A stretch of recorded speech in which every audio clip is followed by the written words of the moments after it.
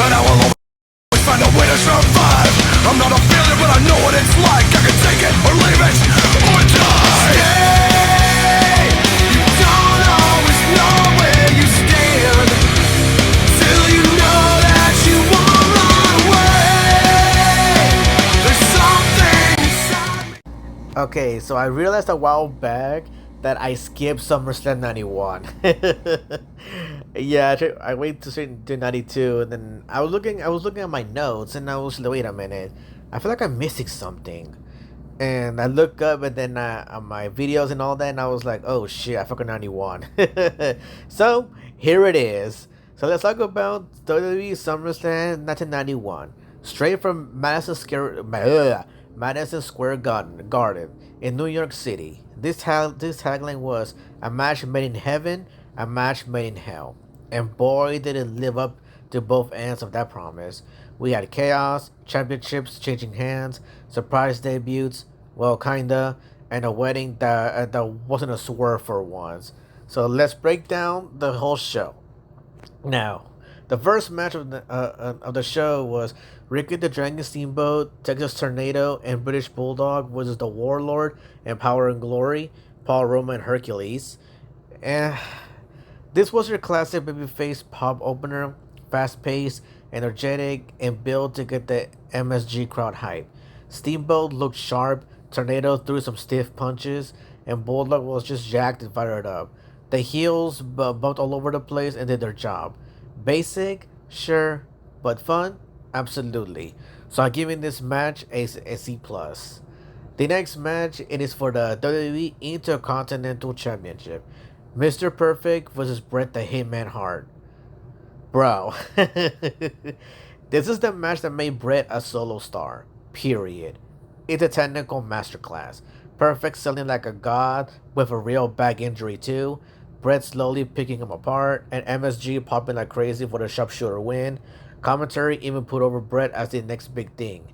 A must watch. No notes, chef's kiss. I'm giving this match an A. It was fantastic. The next match is the Natural Disasters, Earthquake and Typhoon versus the Bushwhackers with Andre the Giant as their manager.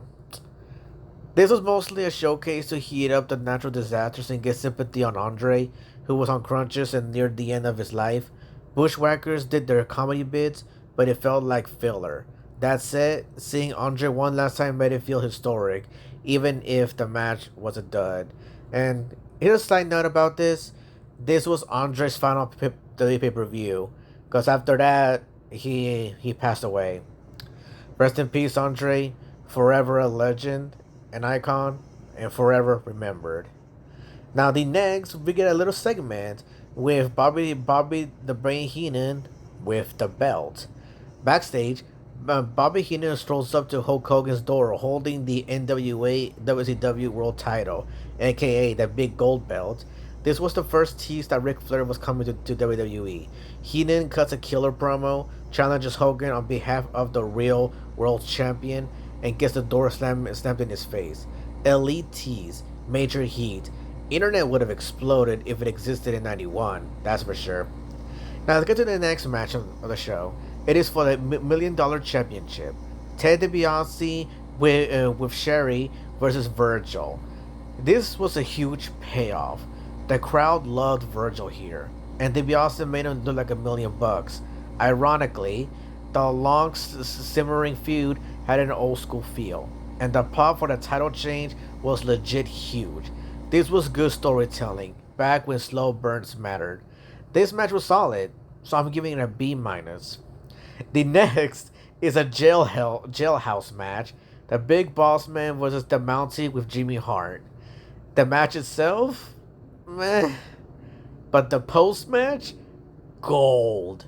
Mountie freaking out as he is arrested, getting fingerprinted, yelling, "I am the Mountie!" while cops just roast him the entire time. Absolutely hilarious. One of the most memorable segments of the whole show.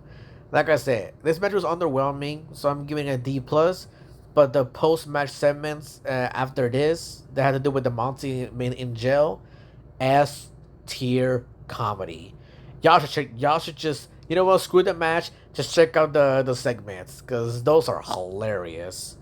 Now, the next matchup it is for the WWE Tag Team Championships, the Street Fight match, the Nasty Boys versus Legion of Doom, Hawk and Animal. Just in case y'all forgot who they are. It's not the most fluid match, but the Street Fight gimmick covered for it. LOD winning the titles was a big moment. The first team to win AWA, NWA, and WWE Tag Gold. Crowd was hot, it was chaotic, and LOD looked like beasts. Mission accomplished.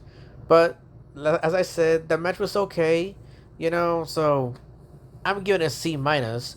But but LOD winning the titles, that was a great moment. So yeah, the next it is IRS versus Greg the Hammer Valentine. Honestly, this was just filler.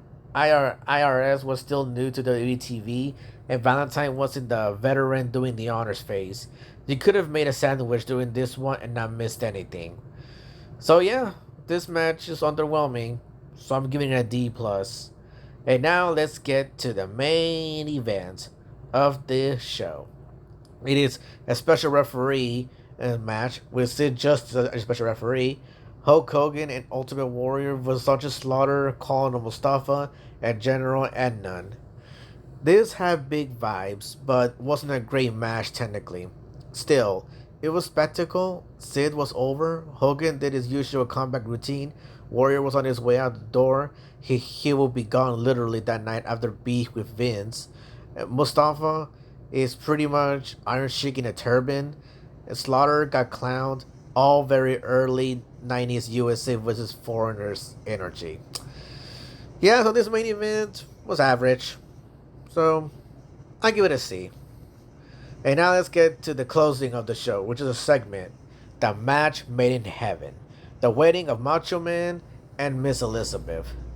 Okay, this was sweet, emotional, nostalgic. After years of on-screen drama, they tied the knot for real. Well, kayfabe real. Elizabeth looked stunning. Savage was decked out like a royal. It ended the show on a feel-good note. Just pure, wholesome vibes.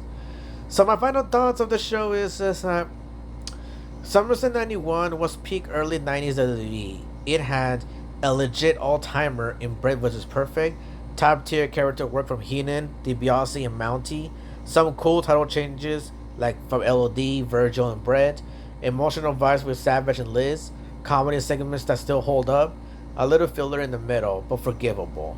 So, the final grade, I'm going to give it a B. It is not the best SummerSlam ever, but definitely one of the most memorable ones. My life, and I will always find a way to survive. I'm not a failure, but I know what it's like.